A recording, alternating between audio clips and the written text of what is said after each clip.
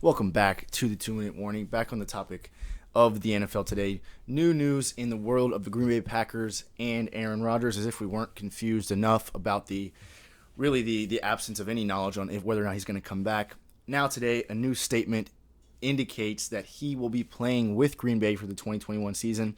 His holdout seems to be coming to an end. The official statement was that Aaron Rodgers has indicated to those close to him, whether that's teammates or family members or colleagues or agents, whatever, those close to him, he's indicated that he will be returning to Green Bay this year. So I think that is big news. So that's what I'm going to be reacting to today. Before we get into the video, question of the day, and that is for you guys to answer and comment below what you think the Packers' record will be in the 2021 season. I think that with Rodgers back and, of course, Davante Adams for one more season before he's a free agent, I think this team has the tools to be just as good, if not better, at least just as good as they were last year. So comment below what you think the record will be this year, and I'll tell you what I think at the end of the video. But let's get right into starting with the details, then I'll get into my reaction further. But the news as of now is that the Packers and Rodgers are working on finalizing a kind of an odd deal for Rodgers and his future in Green Bay.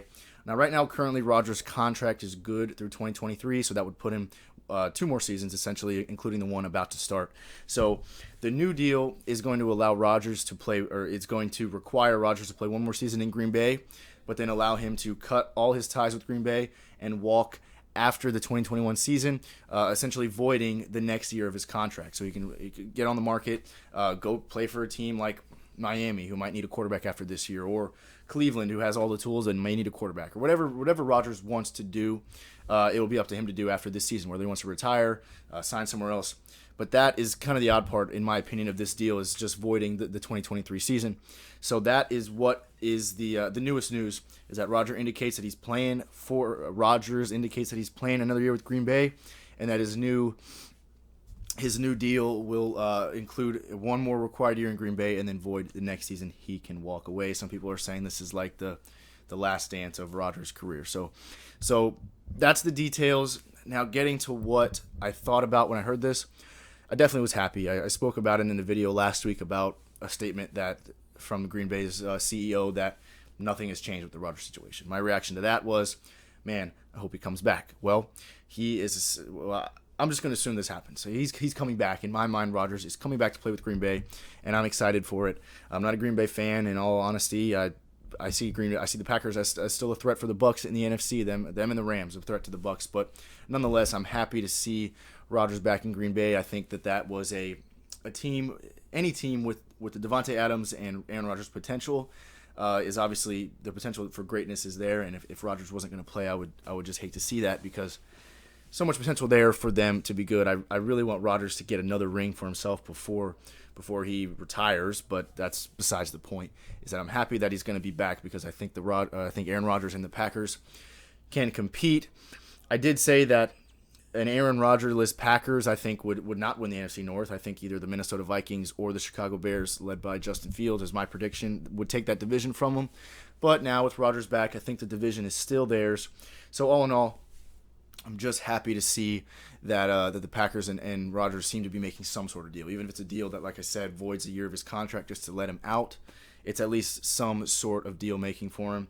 I think that this whole time I didn't really choose a side in the argument, but I think the Packers should be just happy to have him back. I don't think that there should be any hard feelings. I don't think that Rodgers owes them anything. I think if I had to choose a side, I think the Packers organization was really in the wrong to begin with. So they should be happy Rodgers is back as well. And another thing, there's been some rumors, nothing really solidified about the situation, but Davante Adams has expressed some concern and some disapproval with the Packers as well, thinking that he's going to want out as soon as he can. And again, he's got 1 more year left on that contract. So I'm thinking maybe Rodgers back might change his mind, but that's unlikely. But that's just something to think about, is also the future of the Packers and Davante Adams.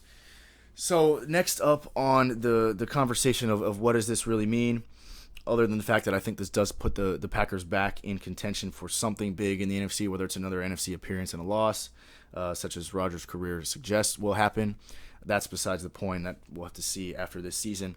But it also goes the opposite way in my opinion. I was looking forward to see if Jordan Love was going to be what some people thought he might be. Some people thought it was the Packers were going to be okay without him. Jordan Love, like I said, was the guy that the Packers took in the first round that really upset Rodgers when they did so, and part of the reason why he was holding out so long. And I just think that not that I feel bad for Jordan Love at all. He's still a young guy in the league and got a good future ahead of him. But you can't help but think, or can't help but know that for the last 2 or 3 months, he was expecting for himself to be the starter. Because here I am, the only quarterback really showing up for camp, or at least going to be showing up for camp, and he's been working hard, and now he's likely not going to be the starting guy. But I mean, what can you do? He's a younger guy on the team with Aaron Rodgers. So that's just a little side note of mine that I was also kind of looking forward to see what Jordan Love would be like. But all in all, I'd rather see Rodgers be able to go for. So the Packers still, I wouldn't expect him to go. Don't expect Rodgers back. They're going to be a Super Bowl team. Like I said, the Bucs and the Rams out of the NFC, still two very, very strong teams. But like I said, you Packers fans should be thankful for Rodgers back one season, and then at least for one more season. And then you can definitely you can assume he's gone after this year. Like I said, with the option to walk, Rodgers is going to want out. Which leads me to my next point: is that brings a lot of excitement for what's going to happen prior to next season about where Rodgers is going to go. That's a whole new conversation. Like I said, say you got a team in Cleveland with really the most full roster, most well-rounded roster in the league, with a quarterback as the number one question. Similar situation in Miami, a very good defense, good offensive weapons, and the one question is the quarterback. So those are two potential teams for me that Rodgers may end up going to after next season, because like I said, in my mind, it's pretty much guaranteed he's going to get out of Green Bay after this coming season. But we'll have to wait and see for that. But all in all, my reaction to this Rodgers indicating he's coming back is I'm happy for the Packers, and I'm happy for Rodgers that they're able to come to some sort of agreement, and I'm happy for the league that we'll be able to see the Rodgers compete, or the Packers and Rodgers compete this year. So that's all for the video.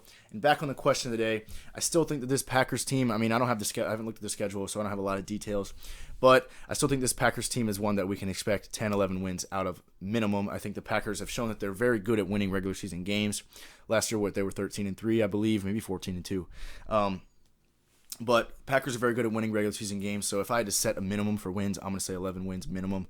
Realistically, I'm going to go 13-4. I think 13 wins again, and remember 17 games. So 13-4 would be my prediction for the Packers record this coming year. But that's all for the video, guys. Thanks for watching. 2-Minute Warning.